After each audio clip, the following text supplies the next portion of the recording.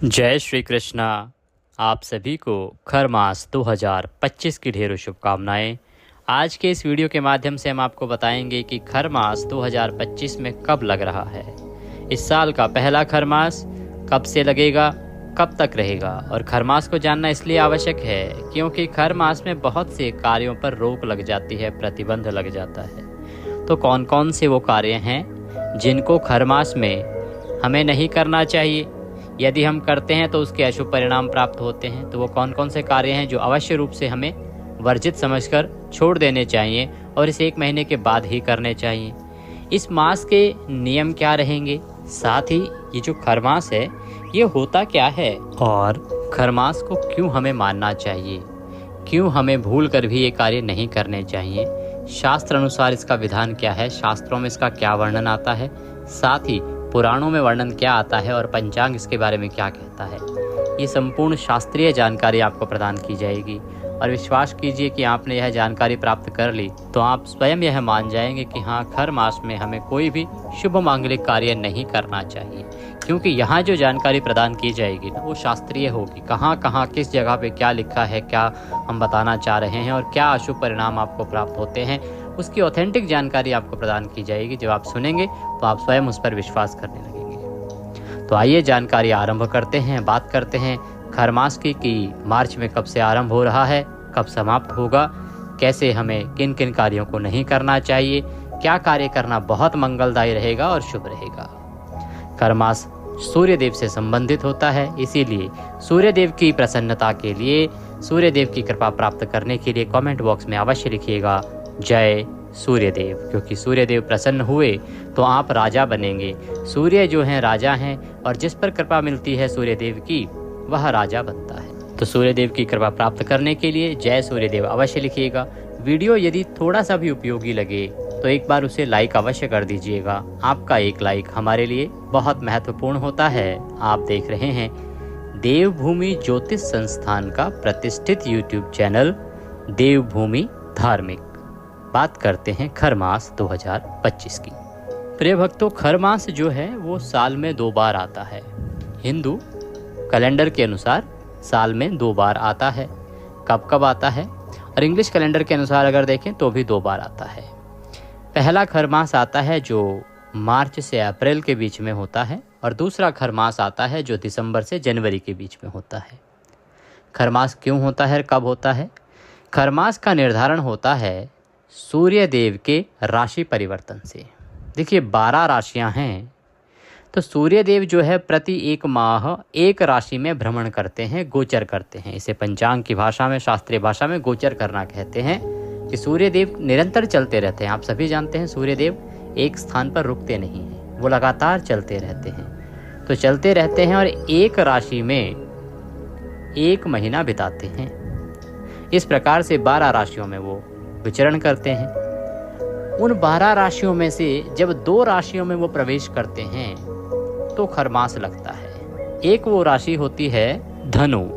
धनु राशि में जब सूर्य देव प्रवेश करते हैं तो खर मास लगता है, और धनु से निकलकर जब मकर में प्रवेश करते हैं तो खर मास समाप्त हो जाता है। जिसे हम कहते हैं ना मकर की संक्रांति, तो मकर संक्रांति आती है जनवरी में, और धनु में जो सूर्यदेव जाते हैं वो जाते हैं दिसंबर में। इसी प्रकार से जब सूर्यदेव मीन राशि में प्रवेश करते हैं तो खर मास का महीना प्रारंभ होता है, और मीन से निकलकर जब मेष में जाते हैं तो वह समाप्त होता है तथा नवरात्रि, चैत्र नवरात्रि की शुरुआत होती है। नए संवत की शुरुआत होती है। हिंदू कैलेंडर के अनुसार नव वर्ष की शुरुआत होती है इस खर मास की समाप्ति पर। तो अगर हम हिंदू कैलेंडर की बात करें तो पहला खर मास वो होता है जब धनु से और मकर का सूर्य प्रवेश रहता है जो दिसंबर से और जनवरी में आता है, और दूसरा खर मास या मलमास होता है जो अभी आरंभ होने वाला है, और उसके बाद नए संवत की शुरुआत हो जाती है। तो इस वर्ष मार्च में किस दिन से आरंभ होगा खर मास, ये आपको बताते हैं। कब तक रहेगा ये आपको बताते हैं। अब बात ये आती है कि ये जो खर मास है ये इस समय से इस समय तक तो होता है, परंतु इस समय में कोई भी शुभ मांगलिक कार्य क्यों नहीं किए जाते? इसका क्या कारण है? देखिए सूर्य देव तो विचरण कर ही रहे हैं ना, प्रत्येक महीने किसी न किसी राशि में विचरण करते हैं। तो जब वो इन 2 राशियों में प्रवेश करते हैं तब खरमास तो आपने नाम दे दिया, परंतु वो अशुभ कैसे हो गया? उस समय में हमें शुभ मांगलिक कार्यों को क्यों नहीं करना चाहिए, ये अब जान लेते हैं और फिर हम बात करेंगे कि आप क्या क्या कार्य ना करें और क्या कार्य इस महीने में आपको अवश्य करने चाहिए। तो देखिए, ये जो 2 राशियां हैं ना, इनमें जब सूर्यदेव प्रवेश करते हैं या इनमें जब सूर्यदेव घूम रहे होते हैं, भ्रमण कर रहे होते हैं, या इन राशियों से जब वो निकल रहे होते हैं, तो उस समय खरमास जो लगता है ना, उसका एक बड़ा कारण यह है कि इन 2 राशियों के जो स्वामी हैं वो हैं देवगुरु बृहस्पति, जो देवताओं के गुरु हैं। तो जिस समय सूर्यदेव अपने गुरु के घर में होंगे, समझ रहे हैं आप, जिस समय सूर्यदेव अपने गुरु के घर में होंगे तो वो आपको आपकी पूजा का फल नहीं दे पाएंगे, क्योंकि वो गुरु के घर में हैं, वहाँ गुरु प्रथम है। यदि सूर्यदेव गुरु के घर में रहकर भी अपनी चलाते हैं या अपने अनुसार ही आपको फल देने लगेंगे तो वह गुरु की एक प्रकार से अवहेलना मानी जाती है। गुरु का प्रभाव अधिक होता है, इसीलिए सूर्यदेव को अपना तेज कम करना पड़ता है। जो हमारी सनातन मर्यादाएं हैं, जो सनातन परंपराएं हैं, इसमें जब भी कोई शिष्य अपने गुरु के घर में होगा तो वह अपने प्रभाव को बाहर छोड़ के आएगा, वह उस प्रभाव के साथ अपने गुरु के सामने नहीं रहेगा। आपको इस प्रकार से लीजिए कि चाहे कोई कितना भी बड़ा ऑफिसर क्यों ना बन जाए, अफसर क्यों ना बन जाए, लेकिन जब वो गुरु के सामने जाता है तो गुरु ही बड़ा होता है। वहाँ वह किसी प्रकार के गुरूर के साथ नहीं जा सकता या इस प्रकार से नहीं जा सकता कि हाँ वह बहुत बड़ा आदमी है और उसी के अनुसार वह वहाँ पर किसी को फल दे, क्योंकि गुरु का जो स्थान है वो श्रेष्ठ है। गुरु का स्थान जो है सबसे बड़ा है, चाहे आपने समाज में अपने कार्यों द्वारा बड़ा स्थान ही प्राप्त क्यों ना किया हो, परंतु जो आपके गुरु हैं, जब आप उनके सामने रहेंगे या उनके घर में रहेंगे तो आपको उनके अनुसार ही फल देना होगा और उनके अनुसार ही अपने कार्य करने चाहिए। आपको उनकी ही आज्ञा का पालन करना चाहिए। यही कारण है कि जब भी खरमास होता है तो सूर्यदेव आपको अपनी पूजा का अपने अनुसार फल देने की अवस्था में नहीं होते। वो गुरु के घर में होने के कारण अपने तेज को कम कर लेते हैं और इसीलिए इन दिनों में आपको कोई भी शुभ मांगलिक कार्य करना वर्जित कहा गया है। आगे आपको बताएंगे कि ऐसा क्यों है, क्यों वर्जित कहा गया है और क्यों सूर्य देव का इन राशियों में होना पूजा पाठ के अनुरूप सही नहीं है। इसके पीछे एक कथा, जो एक दंत कथा है, वह भी प्रचलित है, तो आप एक बार उसको भी समझ लीजिए कि इसको खरमास क्यों कहा जाता है। देखिए, ऐसा माना जाता है कि इस कथा के अनुसार सूर्य देव जब लंबे समय से भ्रमण करते करते चल रहे होते हैं, बढ़ रहे होते हैं, तो जो उनके रथ के 7 घोड़े हैं वो थक जाते हैं। सूर्य देव उन्हें पानी पिलाने के लिए एक स्थान पर रोकते हैं। तो अब क्योंकि घोड़े थक चुके हैं और वह अधिक समय तक चल नहीं सकते और उनको पानी पीने के लिए थोड़ा समय चाहिए, विश्राम चाहिए, तो सूर्यदेव देखते हैं कि वहीं जहां उन्होंने अपना रथ रोका है, खर अर्थात कुछ गधे घास चर रहे हैं। तो सूर्यदेव उन गधों को अपने रथ में लगा लेते हैं। इस कारण से इन दिनों में सूर्य का तेज कम हो जाता है, क्योंकि सूर्य के चलने की रफ्तार कम हो जाती है। और खर मास इसलिए कहा जाता है क्योंकि इस 1 महीने में सूर्य के रथ में घोड़ों के स्थान पर खर जुड़ जाते हैं। ये एक दंत कथा है, हम इसको शास्त्र अनुसार प्रमाणित नहीं कर रहे हैं, ये हम आपको साफ कर दें। परंतु राशियों में जो प्रवेश है और देवगुरु बृहस्पति की राशियों में जो प्रवेश है वो एक शास्त्रीय विधि है, शास्त्रीय जानकारी है, पुराणों की जानकारी है। अब बात आती है जी कि जब सूर्य देव इन 2 राशियों में होते हैं तो मांगलिक कार्य, शुभ कार्य क्यों नहीं करने चाहिए। चलिए, खरमास तो हमने बता दिया कि क्यों खरमास है, पर इन पर रोक क्यों होती है, क्या कारण है। देखिए, आपको एक बड़ी बात बताते हैं, आप में से बहुत सारे लोग जानते होंगे कि जब भी कोई हम शुभ मांगलिक कार्य करते हैं, यहाँ तक कि प्रतिदिन की पूजा भी यदि आप करते हैं ना, तो उसमें 5 प्रमुख देव बताए गए हैं। आप बाकी देवताओं की पूजा करें ना करें, दैनिक पूजा में भी 5 जो हैं प्रमुख देव हैं। उन 5 प्रमुख देवों में हैं सूर्य देव, गणेश जी महाराज, भगवान विष्णु, भगवान शंकर, आदिशक्ति, माता दुर्गा। ये 5 देव हैं, अर्थात 4 देव 1 देवी। ये 5 देव हैं जिनकी सभी पूजा में उपस्थिति अनिवार्य है। इनके बिना कोई भी पूजा हो ही नहीं सकती। इनका पूर्ण रूप से होना बहुत आवश्यक है। अब क्योंकि ये जो समय होता है खर मास का, उसमें सूर्यदेव उस अवस्था में नहीं होते हैं कि वो आके और आपकी पूजा को स्वीकार कर सकें। वो इस समय अपने गुरु की सेवा में होते हैं एक प्रकार से, और अपने गुरु के घर में वास कर रहे होते हैं। इसीलिए यदि आप कोई पूजा पाठ करेंगे और आप सूर्य देव का आवाहन करेंगे, तो ना तो वो आ पाएंगे, ना ही आपको आपकी पूजा के अनुसार फल दे पाएंगे। इसीलिए खर मास में ये जो 30 दिन होते हैं खर मास के, इसमें आपको किसी भी प्रकार का पूजा पाठ आदि वर्जित बताया गया है। कौन कौन से वो कार्य हैं जो आपको खर मास में नहीं करने चाहिए, क्या दुष्परिणाम आपको भुगतने पड़ सकते हैं, इसकी जानकारी देते हैं। और खर मास में क्या हमें कार्य करने चाहिए जो बहुत अधिक फलदायी होते हैं, बहुत उत्तम माने जाते हैं, उसकी चर्चा कर लेते हैं। आशा करते हैं आपको ये समझ आ गया होगा कि खर मास होता क्या है और क्यों इस समय में कोई भी मांगलिक कार्य नहीं करना चाहिए।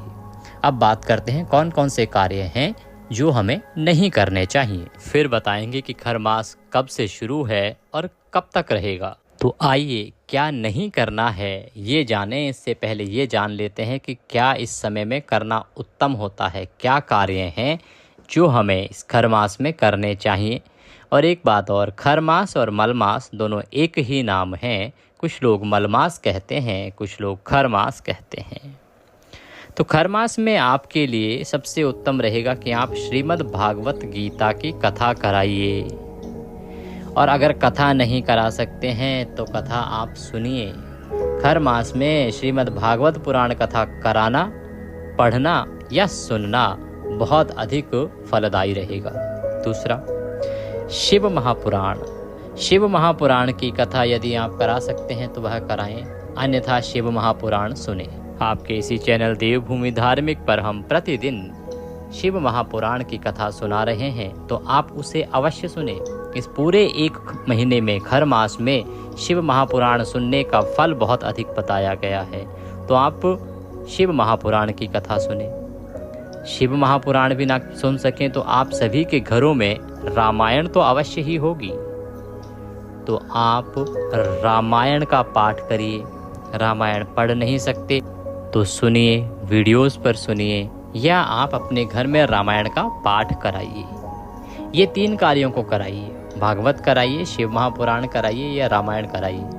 करा नहीं सकते हैं तो पढ़िए, पढ़ नहीं सकते हैं तो सुनिए। सुन तो सकते ही हैं, यूट्यूब पर प्रतिदिन सुन सकते हैं। और हमने आपको बताया कि हम अपने चैनल पर प्रतिदिन अध्याय सुना भी रहे हैं शिव महापुराण का, तो ये आपको इस महीने में अवश्य करना चाहिए। इसके अतिरिक्त आपको इस समय में दान पुण्य का कार्य करना चाहिए। खर मास में दान पुण्य का महत्व बहुत अधिक बताया गया है। खर मास में आपको ब्राह्मणों को दान देना चाहिए। ब्राह्मणों को 1 महीने तक भोजन का नियम बनाइए। आप प्रतिदिन एक ब्राह्मण को भोजन कराइए, या तो ऐसा नियम ले लीजिए। ये नियम नहीं ले सकते हैं तो आप ब्राह्मण को कुछ ना कुछ भोजन की सामग्री दान दीजिए। इसका एक नियम बना लीजिए कि आप प्रतिदिन खर मास में ब्राह्मण को अवश्य ही यह सामग्री दान करेंगे। जैसे आप दूध दान कर सकते हैं, बिस्किट आदि दान कर सकते हैं, फल आदि दान कर सकते हैं। प्रतिदिन दान करेंगे दक्षिणा रखकर, ये आपको नियम बना लेना चाहिए। ये बहुत अधिक फलदायी है खर मास में। ज़रूरतमंद जो हैं या गरीब जो हैं ना, उनकी सहायता कीजिए। गरीबों की सहायता करना बहुत उत्तम रहता है। जो इस प्रकार के पुण्यदायी कार्य हैं, इनको यदि आप खर मास में करते हैं तो इससे कहीं गुना अधिक फल प्राप्त होता है। अन्य माह में किए जाने वाले दान पुण्य और खर मास में किए जाने वाले दान पुण्य में बहुत अधिक अंतर है। इसीलिए आपको इस समय में अवश्य ही अधिक से अधिक दान पुण्य के कार्य करने चाहिए। सबसे महत्वपूर्ण एक कार्य जो आप कर सकते हैं कि इस महीने में यदि आप सूर्य देव की आराधना करते हैं ना, तो वह अति फलदायी है, उत्तम फल प्राप्त होता है यदि आप खर मास में सूर्य देव की आराधना करते हैं तो। अच्छा, सूर्य देव की आराधना कैसे करनी है ये आपको बताते हैं। सूर्य देव की आराधना क्यों करनी है? क्योंकि जब कोई ग्रह अपने पूर्ण तेज में नहीं है, या ये कहें कि जब किसी की कमज़ोर अवस्था में आप उसकी बल को बढ़ाने में सहायता करते हैं तो वह आपसे अधिक प्रसन्न होते हैं। ठीक उसी प्रकार से इस समय सूर्य देव अपने पूर्ण रूप से बल में नहीं होते और देवताओं की बल वृद्धि होती है उनकी भक्ति से। तो आप इस समय में उनकी पूजा कीजिए, उससे उनकी बल वृद्धि होगी, तेज वृद्धि होगी और वो आपसे अति प्रसन्न होंगे। आपका सूर्य यदि अच्छा हो जाएगा कुंडली में, तो आपके जीवन के अनेकों संकट दूर हो जाएंगे। कारण क्या है? कारण ये कि सूर्य देव ग्रहों के राजा हैं। जिसका सूर्य अच्छा होता है ना, वह राज करता है, चाहे स्त्री हो चाहे पुरुष, उसका राज हर जगह चलता है, वह प्रभावी होता है। आप अपने सूर्य को संभाल लीजिए, सूर्य को अच्छा कर लीजिए, आपके चेहरे पे तेज आ जाएगा, आपके अंदर तेज आ जाएगा और आप हर जगह प्रभाव दिखाने लगेंगे। आपकी हर जगह वैल्यू बढ़ जाएगी, कीमत बढ़ जाएगी। जिनका सूर्य अच्छा होता है ना, उनकी कीमत बहुत अधिक होती है समाज में, उनकी इज्जत बहुत अधिक होती है समाज में। जहाँ भी वो जाते हैं सबसे पहले उनको पूछा जाता है। तो इस महीने में आप सूर्य देव की आराधना कीजिए, आपके लिए ऐसा फल आएगा जो शायद बाकी किसी महीने में आ ही नहीं सकता। सूर्य देव की आराधना कैसे करनी चाहिए?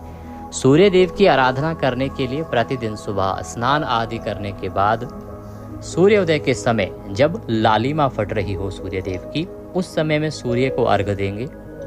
तांबे के लोटे से अर्घ देंगे। पूर्व दिशा की ओर सूर्य जहाँ से उदित होते हैं उधर देखकर जल देंगे। जल में आपको लाल रंग का पुष्प डालना है, थोड़ी सी लाल रौली डाल लीजिएगा और थोड़े से अक्षत डाल लीजिएगा। इस सामग्री को उस जल में डालिएगा। ओम सूर्यदेवाय नमः, ओम सूर्यदेवाय नमः, केवल इतना आप मंत्र बोल लीजिएगा और सूर्य को अर्घ दीजिएगा पूरे खर मास में। जितना आप सूर्य को जल देंगे इस विधि से, उतना तेज आपके चेहरे पे बढ़ेगा, आपके जीवन में समृद्धि बढ़ेगी, आपके जीवन में जो आपका प्रभाव है लोगों पर वह बढ़ना आरंभ हो जाएगा। तो इस प्रकार से आपको सूर्य देव की आराधना इस महीने में करनी ही चाहिए, बहुत ही अधिक फलदायी बताई गई है। जल देते समय एक बात का ध्यान रखिएगा कि जल इस प्रकार से दीजिएगा कि वह जल आपके पैरों में ना आए या आपके अतिरिक्त किसी और के पैरों में भी ना आए। तो जहां आप जल दे रहे हैं या तो किसी वृक्ष की जड़ में दीजिए जहां किसी का पैर ना पड़े, या तो आप कोई पात्र नीचे रख लीजिए और उसमें सूर्यदेव को जल अर्पित कीजिए, जिससे कि वह जल कभी भी पैरों में नहीं आए किसी के और उसका अपमान ना हो। तो इसको आप जितना हो सके खर मास में कीजिए। एक उपाय समझकर भी इसको आप कर सकते हैं। साथ ही गीता जी का अध्याय भी आपके इस चैनल पर सुनाया जा रहा है और प्रतिदिन की खर मास की कथा भी इस चैनल पर आपको सुनाई जा रही है, उसका भी आनंद लीजिए, क्योंकि इस महीने में जितनी आप धार्मिक कथाएं सुनेंगे उतना अधिक पुण्य प्राप्त आपको होगा। खर मास में पीपल पूजन का भी विशेष महत्व बताया गया है। तो आप पीपल पूजन कीजिएगा, पीपल को जल दीजिएगा, सायंकाल को पीपल पर दिया जलाइएगा। तो पीपल पूजन खर मास में अधिक फलदायी है, जैसे कार्तिक मास में तुलसी पूजन है, आगे वैसाख आ रहा है उसमें भी तुलसी पूजन का विधान है और बड़ी महिमा है, परंतु ये खर मास है, इसमें पीपल पूजन का बड़ा विधान है। अब आपको ये बताएं कि खर मास कब से कब तक रहेगा, ये जान लेते हैं कि कौन से वो कार्य हैं जो आपको भूल के भी इस खर मास के समय में नहीं करने चाहिए, अन्यथा आपके लिए हानि हो सकती है। तो सर्वप्रथम तो विवाह का कार्य आपको इस समय में नहीं करना चाहिए। जब खर मास का महीना चल रहा हो तो भूल के भी विवाह नहीं करना चाहिए, शादी नहीं करनी चाहिए, फेरे नहीं पढ़े जा सकते। दूसरा, सगाई आदि का कार्य भी नहीं करना चाहिए। इसको रोका भी कहा जाता है कि आप जो लड़का या लड़की पक्का करते हैं ना, रिश्ता पक्का करना, वो भी आपको नहीं करना चाहिए। अधिक से अधिक क्या कर सकते हैं? देखिए, बहुत से लोग बाद में सवाल भी करते हैं कि गुरुजी क्या करें, पंडित जी हमने तो लड़की देखनी है, क्या हम देखने जा सकते हैं, क्या लड़का देखने जा सकते हैं, क्या नज़र से निकालने जा सकते हैं, क्या अलग अलग प्रकार के शब्द होते हैं लोगों के। हाँ, ये कार्य आप कर सकते हैं। आपको किसी लड़की को देखने जाना है, शादी के लिए लड़का देखने जाना है, आप देखने जा सकते हैं, पक्का नहीं कर सकते, तिलक नहीं कर सकते इस समय में, खर मास के समय में। रिश्ता पक्का जो होगा खर मास के बाद ही होगा। तो आपको सदा ही ध्यान रखना चाहिए। खर मास में जनेऊ संस्कार भी नहीं किया जा सकता। जनेऊ संस्कार क्या होता है? जब आप जनेऊ पहनाते हैं ना, तो जनेऊ संस्कार होता है, पूरा विधान है, उसका पूजा होती है। जनेऊ संस्कार आपका नहीं हो सकता। आप मान लीजिए कहीं मंदिर में मूर्ति प्रतिष्ठा करा रहे हैं, कहीं मंदिर में मूर्ति दान दे रहे हैं और मंदिर में मूर्ति की प्रतिष्ठा करानी है, तो खर मास में मूर्ति प्रतिष्ठा भी नहीं करानी चाहिए। यज्ञोपवीत, मूर्ति प्रतिष्ठा या शादी विवाह आदि कार्य, इसके अतिरिक्त मान लीजिए कि आप कोई मकान बनाना चाहते हैं, तो उसके लिए नींव पूजन होता है। नींव पूजन आप नहीं करा सकते। नींव पूजन यदि आप खर मास में करेंगे तो वह शुभ फलदायी आपके लिए घर कभी भी नहीं रहेगा। कर्ण भेदन आपको कभी नहीं करना चाहिए। खर मास में कर्ण भेदन की भी मनाही कही गई है। मुंडन आदि संस्कार यदि आपको करवाना है, बच्चे का मुंडन करवाना है, तो वह भी आप खर मास में नहीं करा सकते। आपने कोई नई दुकान का मुहूर्त करना है, कोई नया कार्य आपको आरंभ करना है, कोई नया कार्यालय आरंभ करना है, कोई ऑफिस आरंभ करना है, ये आप नहीं कर सकते। आपको इसके लिए प्रतीक्षा करनी चाहिए जब तक कि चैत्र मास आरंभ नहीं होगा, नवरात्रि आरंभ नहीं होंगे, तब तक। आप मान लीजिए कोई वाहन खरीदना चाहते हैं तो वो भी आपको नहीं करना चाहिए। विशेष रूप से गृह प्रवेश यदि आप करना चाहते हैं, आपने घर मान लीजिए बना लिया है परंतु उसमें प्रवेश नहीं किया है, तो आप नहीं कर सकते। गृह प्रवेश का कार्य भी आपको खर मास की समाप्ति के बाद ही करना होगा। इसके लिए आपको प्रतीक्षा ही करनी होगी। तो ये वो कार्य हैं जो आपको खर मास में नहीं करने चाहिए, अन्यथा ये कार्य आपको कभी शुभ परिणाम नहीं देंगे। इनसे अशुभ परिणाम की आशंका सदा बनी रहती है। अब बात करते हैं कि खर मास कब से कब तक रहेगा और कब कब इन कार्यों को नहीं करना है।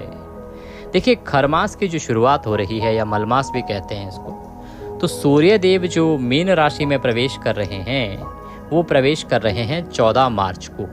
तो 14 मार्च 2025 से खर मास आरंभ हो जाएगा और ये समाप्त होगा 13 अप्रैल 2025 को। खर मास चलेगा 14 मार्च 25 से और 13 अप्रैल 2025 तक। इस समय में इन कार्यों को करना मना रहेगा, वर्जित रहेगा। उसके बाद सूर्यदेव मीन राशि से निकलकर मेष में प्रवेश कर जाएंगे और मांगलिक कार्यों से लगी रोक हट जाएगी। इससे संबंधित एक विशेष जानकारी हमने आपके लिए वीडियो बनाया है। वो ये है कि आपको खर मास में जो प्रतिदिन की पूजा है ना, वो कैसे करनी चाहिए। प्रतिदिन की पूजा भी बदल जाती है खर मास में, तो इसका वीडियो आप अवश्य देख लीजिएगा। हमने वीडियो अपलोड किया है, लिंक अगर ना मिले तो आप कमेंट बॉक्स में लिख के पूछ लीजिएगा, हम प्रदान कर देंगे। परंतु खर मास में प्रतिदिन पूजा कैसे बदलती है, इसका ध्यान रखिएगा। वीडियो थोड़ा सा भी उपयोगी लगा हो, अच्छा लगा हो, तो एक बार लाइक अवश्य कर दीजिएगा। आपका एक लाइक हमारे लिए बहुत महत्वपूर्ण होता है। कमेंट बॉक्स में अवश्य लिखिएगा जय सूर्यदेव। सूर्यदेव की कृपा आपको अवश्य प्राप्त होगी। भगवान सब पर कृपा करें।